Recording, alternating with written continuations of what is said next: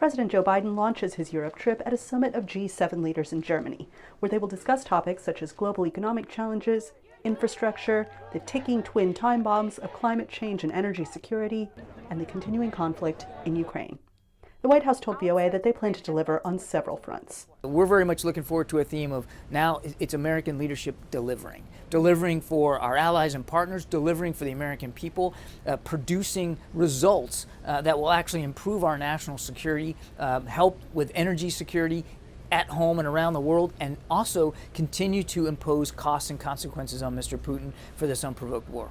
White House officials said the leaders of the 7 wealthy democracies will strive to advance a vision of the world grounded in freedom and openness, and also launch a global infrastructure partnership that appears similar to China's Belt and Road Initiative. Ukrainian President Volodymyr Zelensky is expected to virtually address both summits.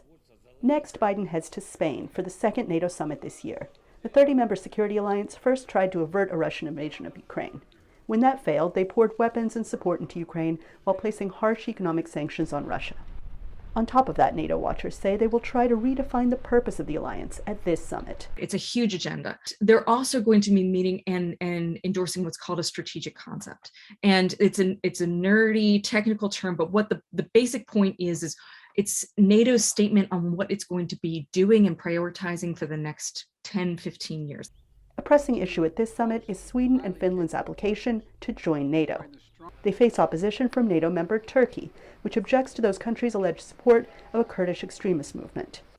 Ankara wants the 2 Nordic nations to bolster their anti-terrorism laws, end a block on arms sales to Turkey, and to extradite certain people, including several Kurdish journalists Turkey alleges are part of the extremist movement. I think that it is a mistake to rule out a compromise with President Erdogan. I could spend 5 minutes indicating those just that I've been involved in. I think it's also a mistake to rule out Erdogan at the last minute, upsetting the apple cart and throwing everything into a crisis. I could spend 5 minutes listing that as well. So the jury is out.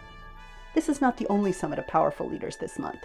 Leaders of the BRICS bloc of Brazil, Russia, India, China, and South Africa are meeting virtually this week.